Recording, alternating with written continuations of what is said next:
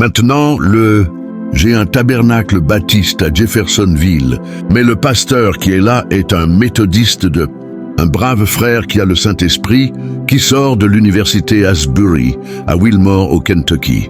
Et ainsi, cette femme étant une méthodiste, il était très inquiet à son sujet. Il alla donc la voir. Et elle était là, fumant cigarette après cigarette et vivant avec un concubin qui la servait là au lit, vous savez.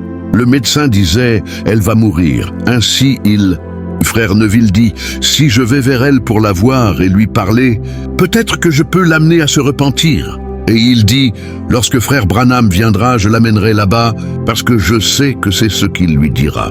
Et je l'amènerai dans un état où elle peut être guérie. Ainsi il essaya.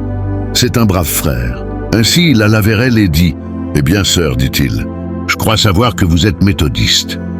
Et elle répondit, oui. Il dit, il y a juste une chose que je voudrais vous demander. Il dit, vous êtes-vous préparée à mourir? Elle répondit, bien sûr que oui. Il dit, madame, si je ne veux pas blesser vos sentiments, et je ne veux pas que vous ayez l'impression que je me mêle de vos affaires. Mais elle dit, vous voulez me parler de ce whisky qui se trouve là en dessous, du fait de fumer la cigarette et du fait de vivre avec un concubin? Elle dit, est-ce que ça vous regarde? Il dit, eh bien, en tant que ministre, dit-il, je pensais devoir venir vous parler. Et réellement, ce n'est pas convenable pour une chrétienne. Elle dit, je crois au Seigneur Jésus-Christ, et c'est tout. Voyez, elle dit, je vais à l'église. Mon père est un diacre. J'ai joué au piano à l'église pendant des années, et je me sens tout aussi justifié que je l'ai toujours été. Qu'était-ce?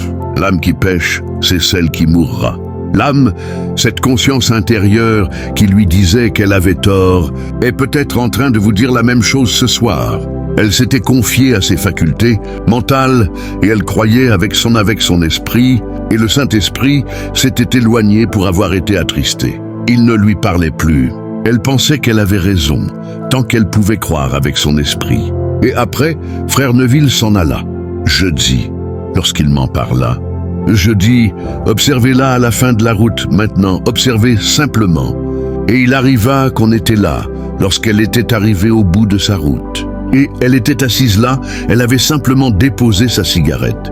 Et ainsi, elle faisait des blagues et parlait avec les gens. Et au bout de quelque temps, elle dit, la mort était sur elle, son regard devint vitreux. Elle regardait tout autour. Qu'est-ce qu'il y avait? Ses facultés mentales ne fonctionnaient plus normalement. Votre esprit va de pair avec votre cerveau, non pas votre âme, mais votre esprit.